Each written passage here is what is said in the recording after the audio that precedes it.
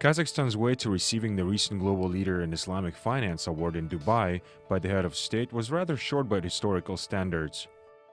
The interest in Islamic finance was constantly present in Kazakhstan in its new historical path. Even before proclaiming independence on January 1, 1999, the president signed a decree establishing the International Bank Al-Baraka Kazakhstan for the international settlements, attracting and servicing foreign investment in Kazakhstan's economy.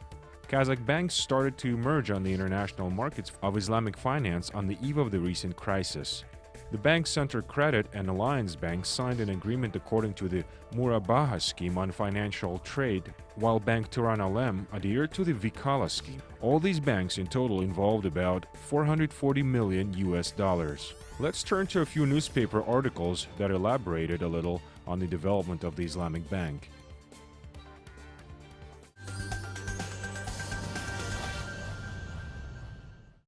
Islamic finance is in anticipation of a common law, read the headline of local newspaper Cursive.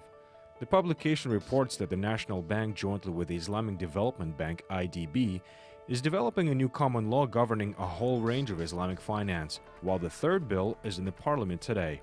Supposedly it will be adopted in 2015. However, in order to prepare the public to use these tools, developers propose to abandon the term Islamic and replace it with the term partner. Here's what the chairman of the Association of the Islamic Finance Development, Zarat Kizi Nupesov, had to say about it.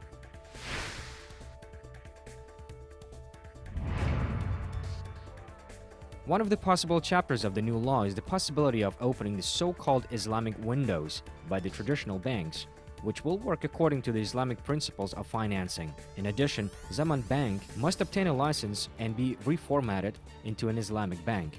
Islamic mortgages for individuals are expected to be launched next year. The government of Kazakhstan and quasi-state companies plan to issue a sukuk, a legal document.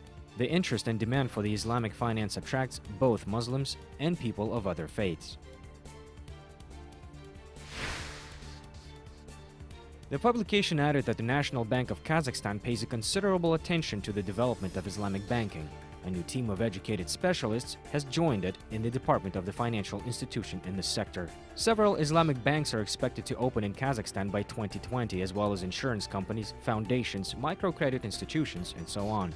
It all depends on the development and adoption of a law on Islamic finance that shall regulate the entire spectrum of Islamic finance, as well as public funding for the development programs, the authors of the article noted.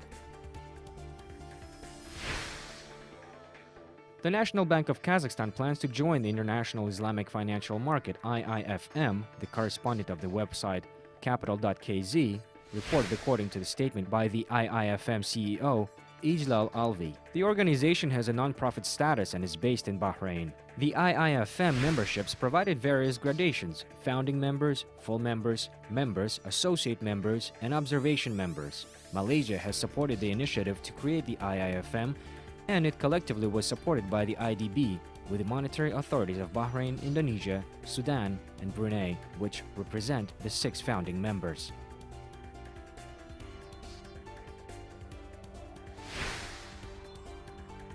A subsidiary of the IDB for private sector development has signed an agreement to acquire 15% of shares of Kazakhstan Zaman Bank, Zakon.kz web portal reported. Islamic financing for the purchase of property in Kazakhstan will be much more affordable than the conventional mortgages, according to the chairman of the Association of Islamic Finance Development, Yerlan Baydaulet.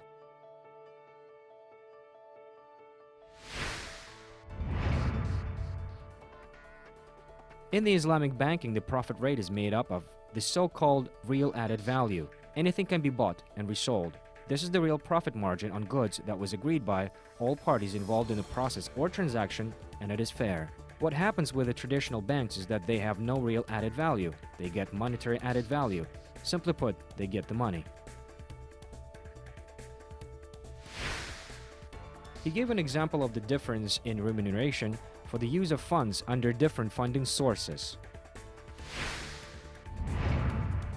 Let's assume an apartment is worth $100,000. You intend to purchase it through a financial institution that handles such transactions. This institution buys it for you and negotiates its profit with you, and it's important that you determine it yourself. That means they shouldn't negotiate more than you can afford, he said.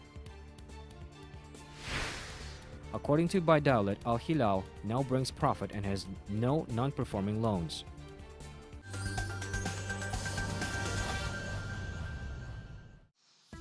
Let's continue reading other news from business publications in Kazakhstan. The socio-entrepreneurial corporation Ertis has left the Project Asia Auto Kazakhstan. Now the joint venture will have two founders. The CEO of the joint venture, Yerzhan Mandiev, told Capital.kz. The socio-entrepreneurial corporation has left the project. That was to receive 25% minus 2 shares. I am talking about Ertis. Ertis was nominated as the future participant of the joint venture back in 2012 during the signing of the agreement of intention to create the project.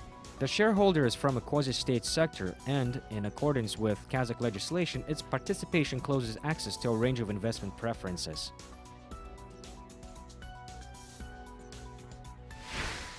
The production line of cars at Usk-Kamenogorsk plant, that is still under construction, will start in 3 years. Such makes as Lada Granta, Lada Kalina, and future trains like Lada Vesta and Lada X-Ray will be produced there. The site will also launch several automotive component companies, including independent producers. Shale gas is to be produced in Kazakhstan, Trenganews.kz reported, citing the official website of the Prime Minister of Kazakhstan. The head of government made his statement during the 25th session of the Energy Charter Conference in Astana. In recent years, Kazakhstan has become the world's leading exporter of energy. In the coming years, we hope to be among the 10 major producers of energy, including shale gas production. We are also going to develop deposits of shale gas, Masimov said during the conference. The Prime Minister also mentioned the issue with the global energy security. It is becoming evident that the energy security is one of the major issues of our time. Economic growth stimulates the demand for energy resources, Masimov noted. We think that this issue and the search for the new renewable resources of energy will gain increasing importance in the coming years.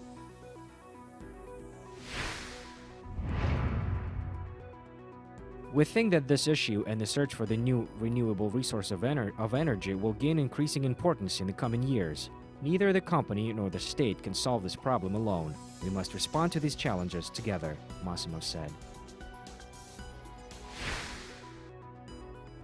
According to the Prime Minister, the development of the transit corridors is the key to global energy security. Kazakhstan is a reliable partner for the East and West and has an important place in the system of global energy security, and we strive to diversify the energy supply routes, Prime Minister said in his speech, noting that the development of efficient energy markets is of general interest to producers, transporters, and consumers of energy. He then stressed that Kazakhstan is committed to overcoming all the challenges that exist in the field of energy security in the 21st century.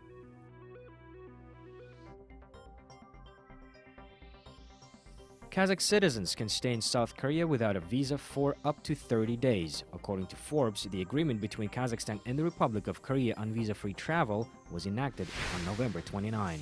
Now the Kazakh citizens can stay in South Korea without a visa for up to 30 days, while the citizens of South Korea also have that privilege, and also for up to 30 days. The agreement to allow visa-free travel has been signed past summer between the heads of state Nursultan Nazarbayev and Park Geun-hye. South Korea is one of the biggest investors into the Kazakh economy.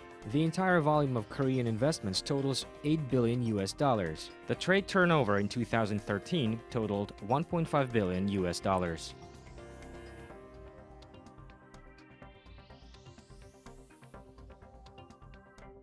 Second-tier banks will receive 50 billion tenge from the National Fund to support projects of small and medium-sized businesses and the manufacturing sector, the Press Service of Entrepreneurship Development Fund DAMU reported. The allotted funds will be brought to final borrowers at a nominal interest rate of not more than 6% per annum and lending up to 10 years. The Foundation's Board of Directors has decided to provide loans only to finance the new International Solidarity Bank (ISB) projects. The sectors of service were also included in the list, as well as the opportunity to get a loan for the performing capital, Segentyeva noted. DAMU Fund will sign an agreement with 13 partner banks, after which the funds shall be received in the bank's special accounts and will be available for lending to ISB, the DAMU informed.